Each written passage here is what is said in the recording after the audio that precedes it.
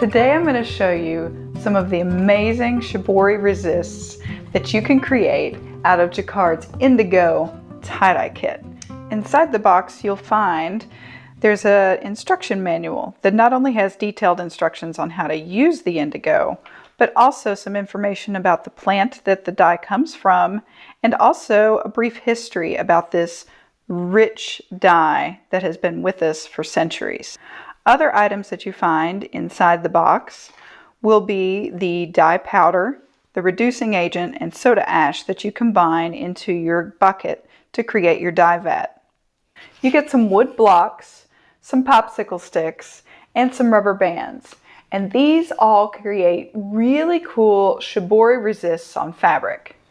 Shibori is an ancient Japanese technique of binding the fabric in a way to create a resist, and is traditionally used with indigo dye. Let's start with what you can do with the rubber bands. I can pinch the center and pull up a bit, and then put a rubber band around my fabric.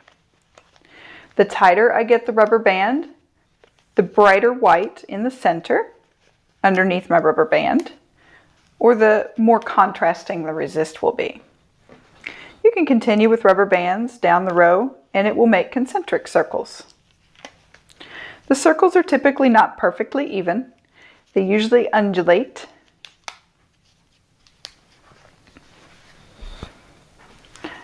After you've dipped this in the indigo, the result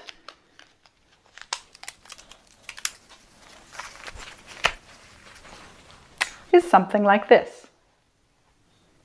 Another cool way to use the rubber bands is to do an accordion fold.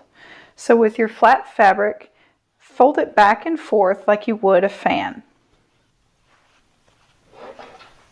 Just like a paper fan. Then you can bind it with rubber bands. This one I folded. You could even use your popsicle sticks on this one too. And then it's ready to dye. The result of this resist looks like this.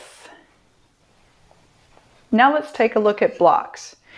Using hard pieces of wood or in different shapes or even plastic can create some really unique geometric designs in this type of Shibori.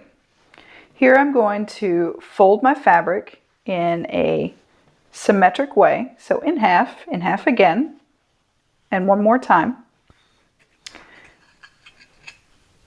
And then I'm going to place my block on top and on bottom and secure it tightly with rubber bands. Another Shibori block resist can be using these popsicle sticks. Here I did the same thing. This is a piece of silk where I folded in a symmetrical pattern and then secured my popsicle sticks with rubber bands on either end, so it's a tight fit. And when I remove them, I see the beautiful geometric pattern that comes out. The key here is really just to fold in a symmetrical way. So here I folded this in half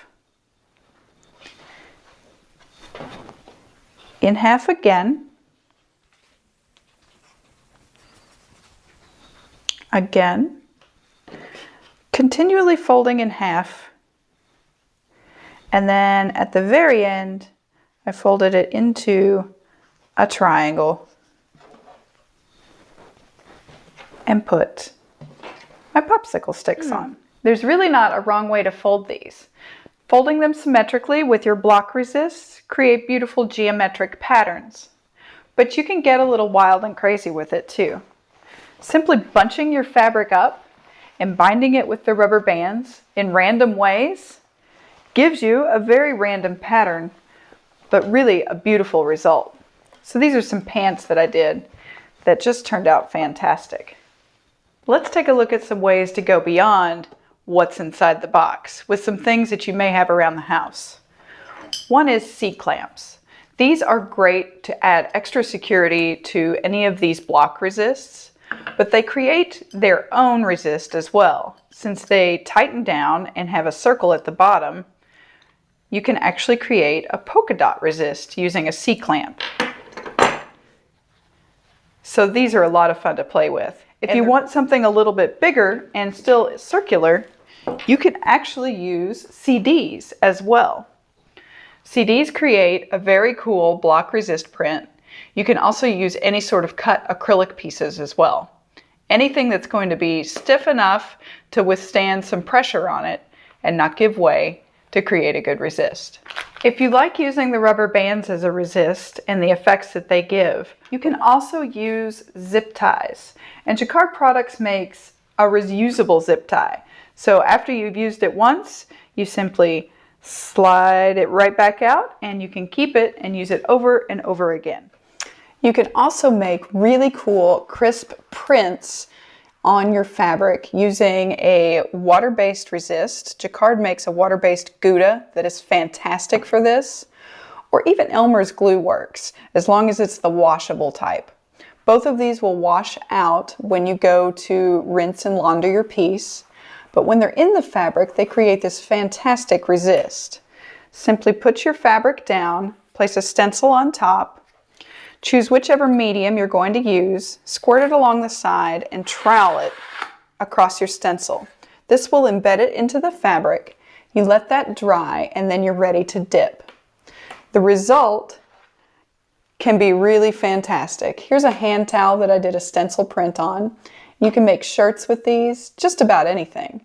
Some really fantastic way to make a resist with indigo dye.